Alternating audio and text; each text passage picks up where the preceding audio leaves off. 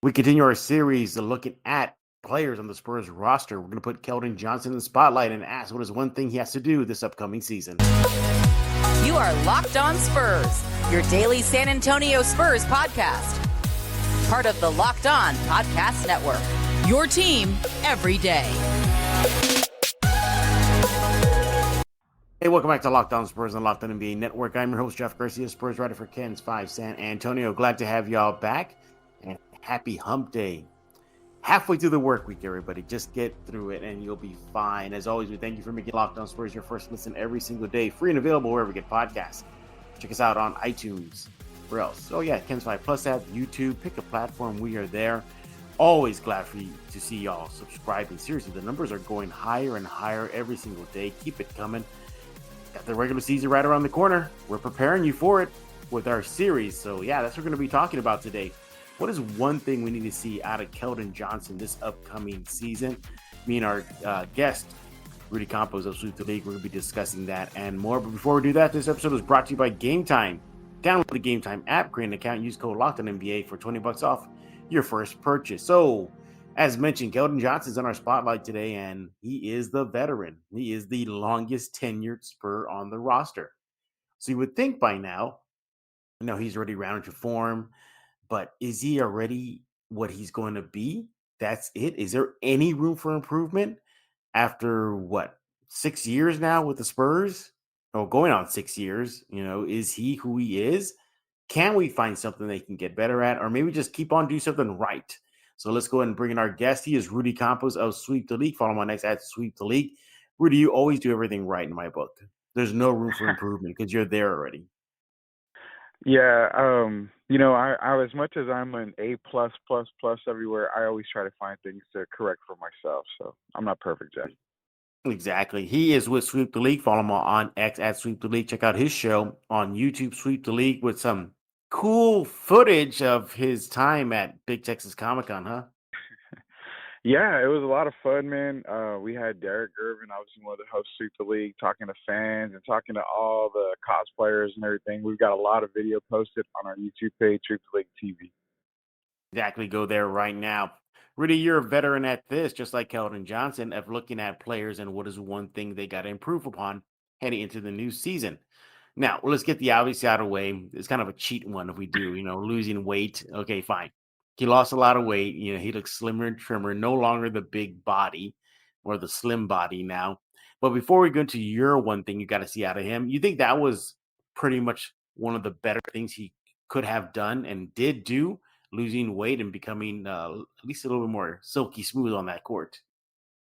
100%. That was probably one thing that was circled on a lot of people's list that, do a lot of player profile stuff was his weight. I mean, big body's not a bad thing. He's able to get to the basket, use that body to draw contact. But now with, I mentioned before with you on the past Locked On Spurs, him slimming down may actually make him a better shooter, get his jump shot off a lot quicker. So, could be a lot of bonuses, and it's probably one of the biggest things that we saw him do in the offseason was slim down, which I think is a real beneficial to his game.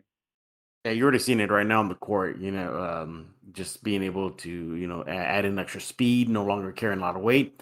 Good for him that he's taking care of that now, less wear and tear on the knees from carrying weight.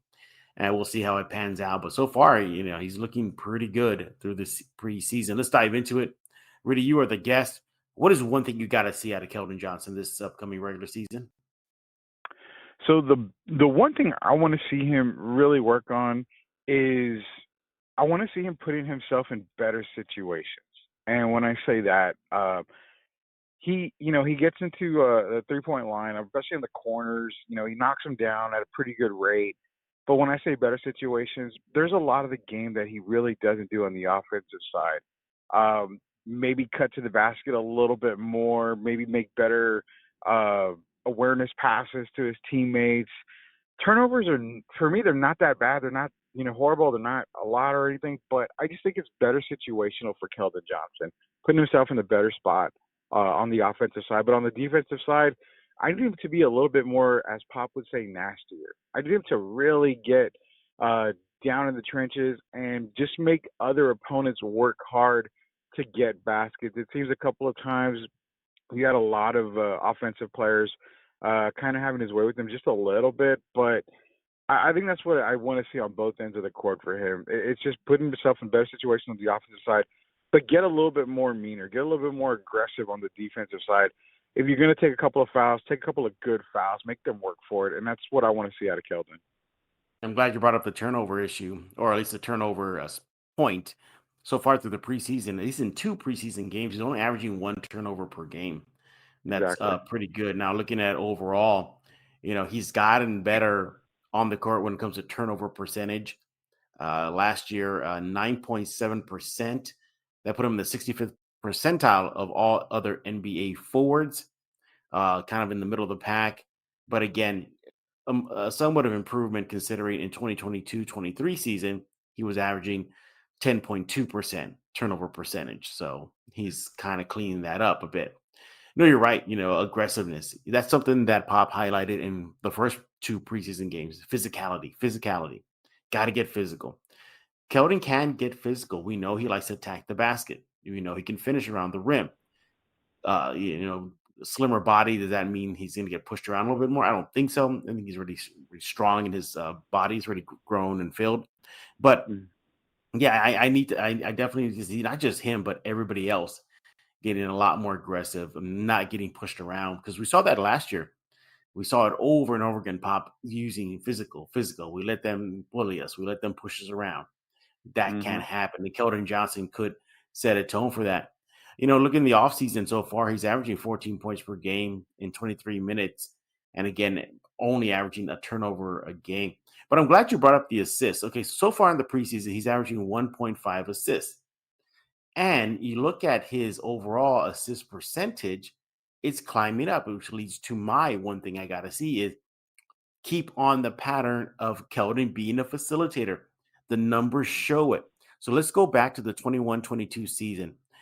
Rudy, he was in the 52nd percentile among all NBA forwards, only averaging about 9.1 assists percentage. So what does that measure? Well, that is a measurement of the percentage of teammates made shots did Keldon Johnson assist on. So only 9.1% of the time he did that. Now, Rudy, we jump to 22-23. He goes up to 13.7%. That put him in the 70th percentile. We go to last year, it jumped to 14.2%, 82nd percentile. He is starting to become a better facilitator. What do you think about that, Rudy? You think that's going to help? I think this is going to help open his game no matter what, whether he's penetrating, dishing out, open, clear passes. It just makes him a more effective player on the court. I agree 100%, and that's kind of the reason why I brought it up on his court awareness for the offensive side is one of the things that I want him to work on or get better at, is because you see the steadily increase on his percentages, and a better overall player is going to be able to benefit the San Antonio Spurs a whole lot more than a one-sided player. I think with Victor, with Chris Paul, Harrison Barnes, especially Devin Vassell, I mean, as Keldon can do it, he can either be a scorer or he can be that, that guy that's just going to be able to facilitate. He's going to direct different players, different court. He running pick and roll with Victor, running pick and roll with Chris Paul. You get the ball back from Chris Paul. They double team him. Keldon gets it. They're going to come after him. Easy pass to Jeremy, Victor, or Devin. You'll be able to he'll be able to see the court a lot better, the better of a facilitator that he becomes. And the assists going up, it's going to happen. And it's kind of funny, Jeff, because it's hard to nitpick with Keldon because for a few years we've been saying this is probably already he hit his ceiling. This is what we're going to get. But there's still room for improvement in a little bit of the categories there. Hey, I want to talk to you about FanDuel. You want to go to FanDuel.com right now. Hey, NFL fans, you can start the season with a big return on FanDuel, America's #1 sportsbook. So much when you get a hunch in the middle of a game, you can check out the latest stats, view live play-by-play, so much more on the same page where you place your bets. You just got to go to FanDuel.com right now. Speaking of FanDuel.com, look, the NBA season is also around the corner. Spurs fans, time to have some fun with your silver and black on the court. The app is very easy to get, very easy to use, user-friendly, very intuitive. Make your picks, 1, 2, 3. Bet on parlays, bet on win spreads, totals. I mean, seriously, you can have so much fun with this sports season with FanDuel. Again, America's #1 sports book. You'll get started with $200 in bonus bets guaranteed. Another reason why you got to go to FanDuel when you place your first $5 bet. That's FanDuel.com. Go to FanDuel.com right now, America's #1 sports book. This is Emilio Rivera, El Padrino for the Mayans MC. You are listening to Locked On Spurs with Jeff Garcia. Yeah, and look, he's even doing that now that he's taking a six-man role. So you see the usage percentage go down. When he was a starter, he was at 26%, and then now when he went to the bench, 21%. But even at 21%, I've seen a dip in usage again because he went to the bench, still effective. We mentioned the assist percentage, 14.2% of the time. Yeah, turnover percentage still low. We're only averaging 1 turnover right now in the preseason. So overall, he's doing pretty good. Now, if I can throw in a quick bonus thing I like to see out of him is, I would like for him to be a little bit more of a vocal leader. I know Chris Paul's there, and I know Harrison Barnes there, and I know Popovich is there. I get that. But I would like to see him embrace the mantle of being the longest tenured Spur. I think there's something to do that. He knows Pop by now. He knows what Pop wants on the court. And yes, Chris Paul's there. I get that. But man, if he can come off that bench and be in that second unit and just be a vocal leader more so than a cheerleader. And I'm not saying for him to stop being a cheerleader and energy guy. He does a wonderful job of it. Keep on doing that. But Rudy, what about him just embracing himself as the veteran presence now? He is a veteran. He's no longer a kid. He's not a rookie anymore. Yeah, outside of the obvious veterans on the team, I mean, he is the veteran. He's the longest tenured Spurs. So you would think, and the good thing about Keldon is for a while there, early in his career, he was in Pop's doghouse for a little bit, and he worked his way out of it. So people fail to realize that. So, I mean, yeah, him being more vocal on both ends of the court, even off the bench, just, getting into the starting five, tearing into them a little bit, showing that, that side of Keldon that we've seen on the court. We just haven't really seen it amongst his teammates. And I get it. He's one of the friendly guys. He's one of the guys that you want to be around. He likes to have a lot of fun. He acts like a kid at heart, which, hey, we all do. But, when it's business time, I think a more meaner but, stern Keldon Johnson would definitely benefit San Antonio and would be a great thing for him to improve. But to throw a wrench at this, Jeff, I was looking at numbers, and is it a stretch to call Keldon the second best player on this team? Ooh. Yeesh. I don't know. I think maybe it's close because Keldon equals durability. Vassell doesn't equal durability right now. But if you look at minutes and stuff, I mean, the only reason why Keldon dropped from 22 points in 2022-2023 to last year to 15 a game was the addition of Victor Wembanyama. But also, I think he had decreased in minutes. But if you kind of increase the minutes, he's right around that 20-plus game scoring. Yeah, and he also, like you said, he took a backseat on the bench now. So yeah, there's that as well. I mean, he's definitely effective on the court when he's out there getting playing time. Except for, we haven't addressed this, is the shooting. So even looking at this preseason, he's only making 33% of his 3 shots right now. But from the field overall, 63%. So he's pretty good now. He's only taking about 1.5 threes per game in the preseason, and is only averaging, I'm not saying only, but within 23 minutes per game. Again, through 2 preseason games.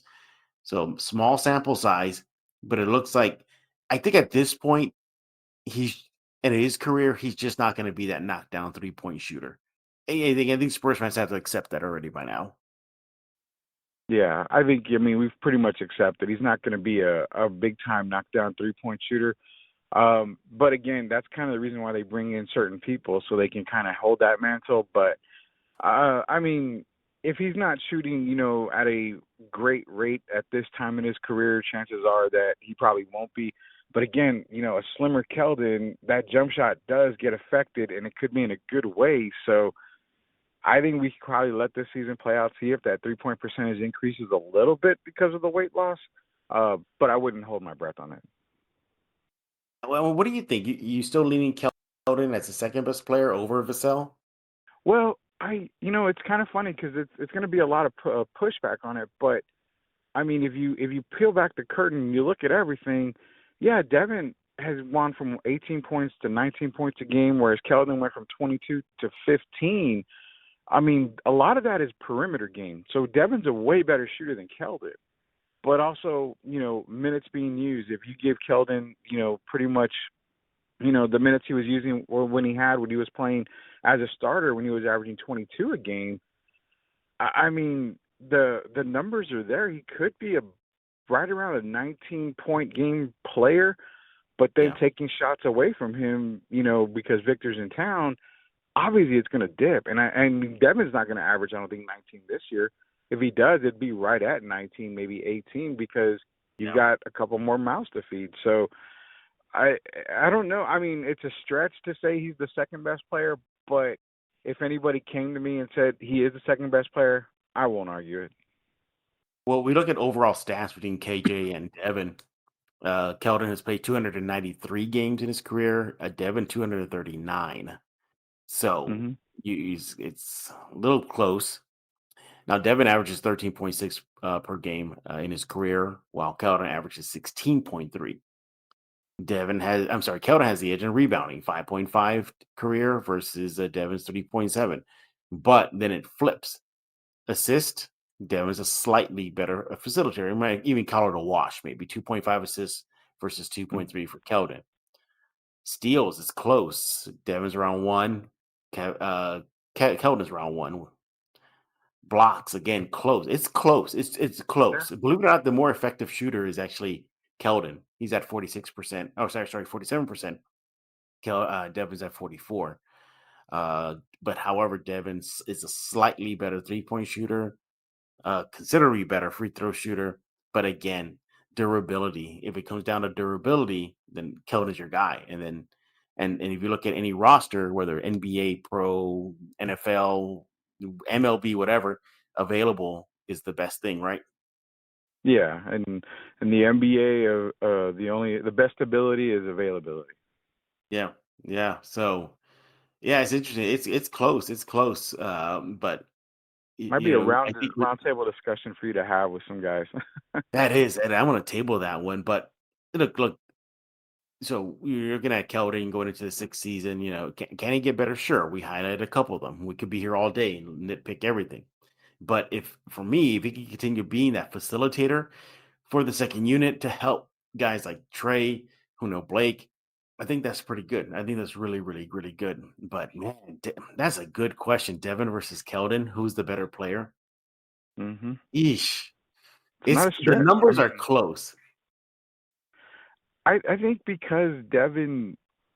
Do you think because Devin is highlighted more and he's a starter, is that why they consider him the second best player? I mean, like I said, if you look at everything, I mean, you can make the case for Keldon, and that's why I said, is it a stretch? I don't think it is. I mean, it's the possibility there to make the case that he is the second best player if you look at it.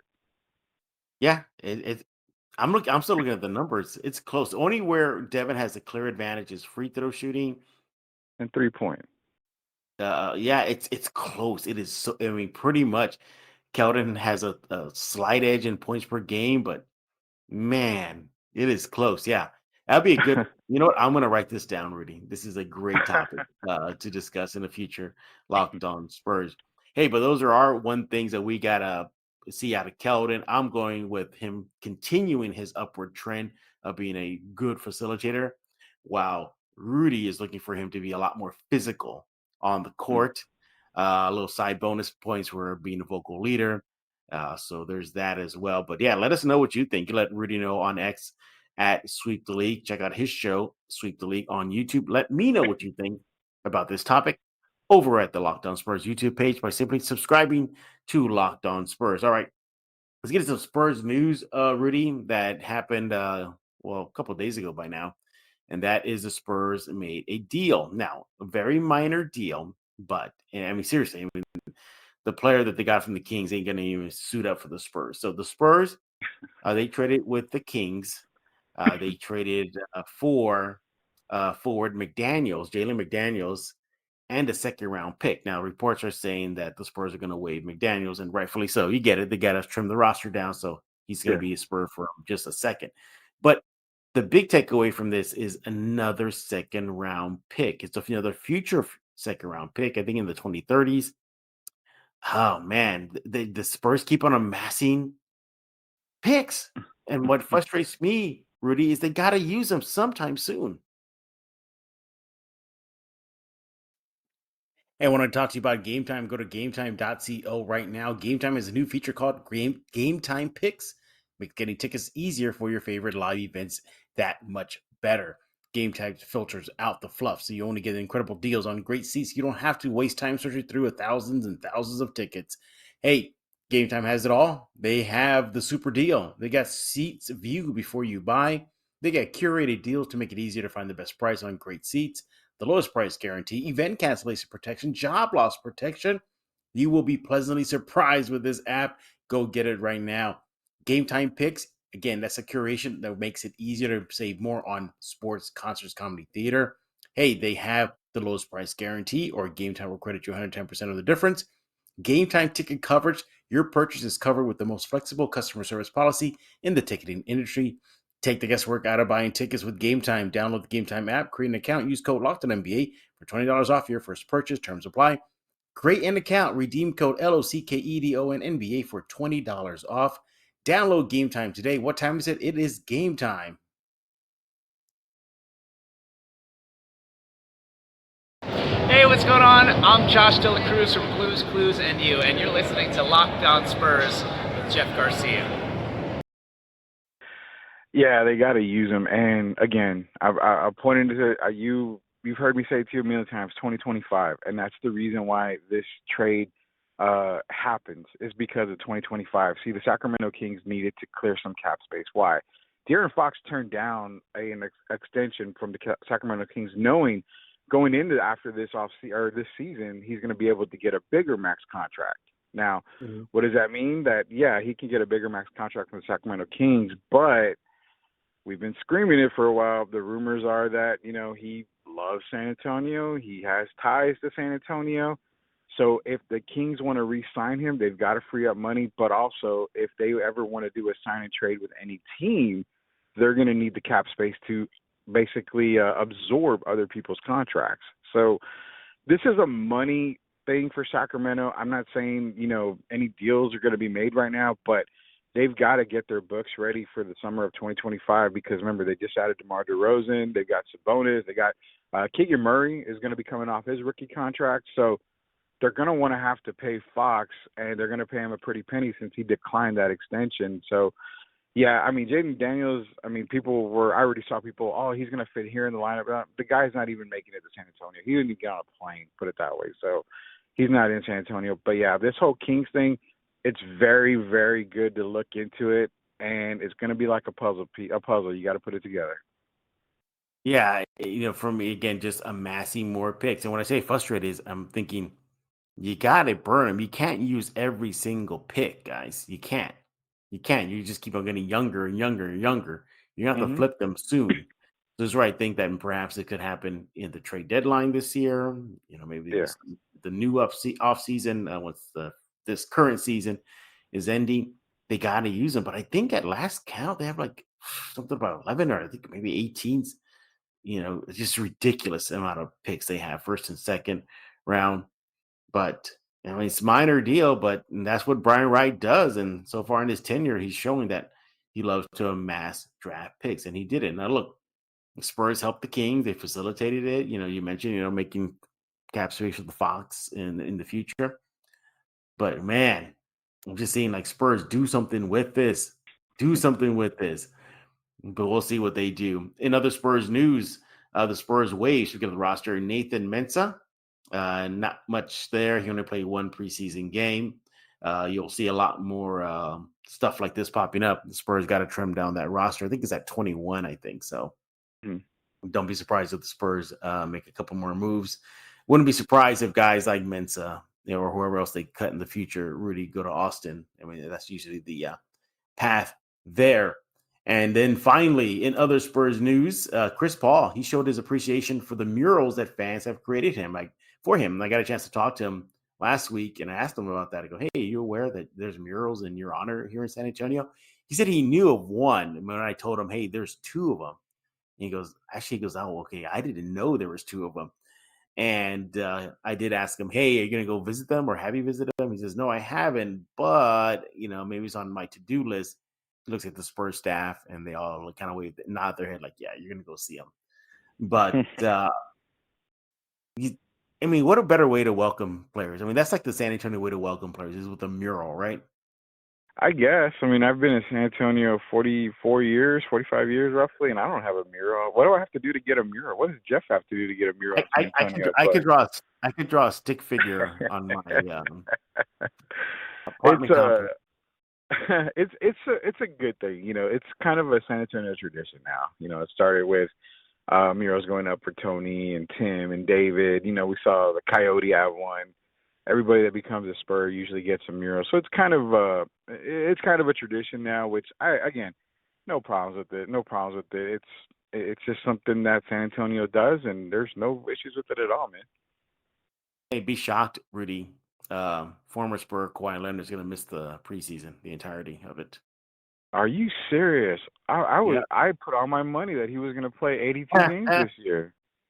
Oh my God! I'm glad you shared that with me. I'm gonna see if I can get my money back from Shocker, right? Shocker! Oh no, not that. He's gonna miss the preseason and then be questionable for the start of the season. And you think he's gonna make the Hall of Fame, even though this is the way his career is? He's not, sadly, but yeah, he's gonna make the Hall of Fame. He's got two Finals MVPs, two NBA championships. When he did play, he put up numbers and stats. He's a Hall of Famer. You got to just overlook the fact that he only played, 20 games or 30 games for most time in his career. But yeah, he's a Hall of Famer. Why'd you say that? I don't know. I didn't say he was going to get his number retired in San Antonio. I just said he was a Hall of Famer. He can go in. Hey, he can go in with a Raptors jersey. I don't care. It doesn't matter to me. Yeah. That's a good question. You think Spurs fans will flip tables if he goes in with a Raptors jersey? Spurs fans flip table over everything, man. So I wouldn't. You know what? Yeah, I can definitely see that. I can see Spurs fans being like, "We hate you the way you left, but you didn't go with the Spurs jersey. We helped you. We started your career. What a slight." Yeah, that would happen.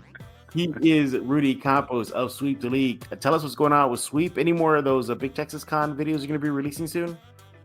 Oh yeah, I think our producers are still working on a few more. We basically released them the same day that we recorded them and shot them. So we've got more videos coming out. I'm sure we've got a great week of coverage as well. A lot of NFL happenings, NBA season around the corner. We're going to do our NBA preview show pretty soon here, so be sure to look into that. It's myself, it's Derek Irvin, Coach Gio. Just a lot more, and I just want to say thank you to everybody out there. We are so close, like literally less than, I think, 60 away from hitting 1,000 on YouTube, so appreciate everybody that subscribed lately.